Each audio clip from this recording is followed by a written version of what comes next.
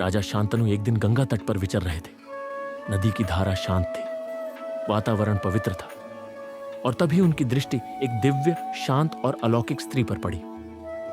उसे देखते ही राजा शांतनु का हृदय ठहर सा गया।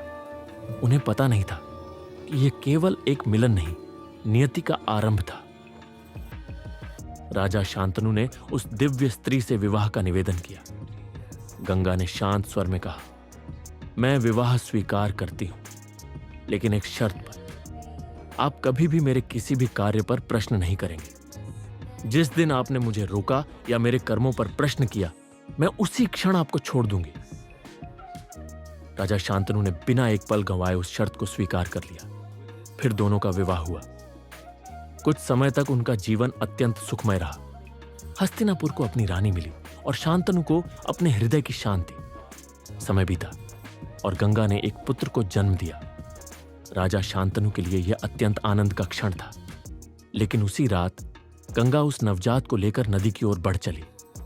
राजा शांतनु का हृदय कांप उठा, पर अपने वचन के कारण वे मौन रहे। एक बार नहीं, दो बार नहीं, ऐसा 7 बार हुआ। हर बार एक पुत्र जन्म लेता और हर बार गंगा उसे लेकर गंगा नदी में समर्पित कर देती। राजा शांतनु भीतर ही भीतर टूटते गए, लेकिन अपने वचन के बंधन में वे कुछ कह न सके। राजा शांतनु राजा थे, पर उस समय वे सबसे अधिक एक पिता थे।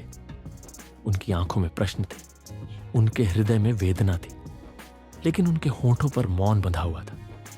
वचन निभ रहा था, पर हृदय धीरे धीरे टूट रहा था। फिर समय आया 8वें पुत्र के जन्म का। जब गंगा उस नवजात को लेकर फिर नदी की ओर बढ़ी, तब राजा शांतनु का धैर्य उत्तर देने लगा। 7 बार मौन रह चुके उस पिता ने इस बार अपने हृदय की पुकार सुन ली। राजा शांतनु ने कहा, देवी, अब बस। मैंने आपके हर कार्य को बिना प्रश्न स्वीकार किया, लेकिन अब मैं यह अन्याय और नहीं सह सकता। आप मेरे पुत्रों को एक एक कर क्यों ले जा रही हैं? यह कहते ही वह वचन टूट चुका था। तब गंगा ने राजा शांतनु को सत्य बताया। उन्होंने कहा, राजन, मैं वही गंगा हूं और आप वही महाभिष हैं जिन्हें ब्रह्मा के श्राप से पृथ्वी पर जन्म लेना पड़ा। हमारे ये 8 पुत्र वास्तव में 8 वसु थे, जिन्हें महर्षि वशिष्ठ के श्राप से मनुष्य रूप में जन्म लेना पड़ा था। उनमें से 7 को मैंने जन्म लेते ही मुक्त कर दिया, लेकिन 8वां द्यौस, उसे पूर्ण मानव जीवन जीना होगा। गंगा ने आगे कहा, यह 8वां पुत्र लंबा जीवन जिएगा। यह धर्मात्मा होगा, शास्त्रों का झाता होगा और अपने पिता का आज्ञाकारी पुत्र बनेगा। मैं इसे अपने साथ ले जाऊंगी ताकि इसे योग्य शिक्षा दे सकूं। राजा शांतनु सुनते रहे और उनका हृदय विरह से भर उठा। इतना कहकर गंगा उस बालक को लेकर अदृश्य हो गई। राजा शांतनु गंगा तट पर खड़े रह गए, हृदय में शोक, नेत्रों में रिक्तता और जीवन में एक गहरा विरह लेकर। उनके पास अब न गंगा थी, न उनका पुत्र। लेकिन यह अंत नहीं था। गंगा उस बालक को लेकर गई थी, उसे छिपाने के लिए नहीं, उसे इतिहास बनाने के लिए। वही बालक आगे चलकर देवव्रत कहलाएगा और फिर भीष्म के नाम से संपूर्ण आर्यावर्त में विख्यात होगा।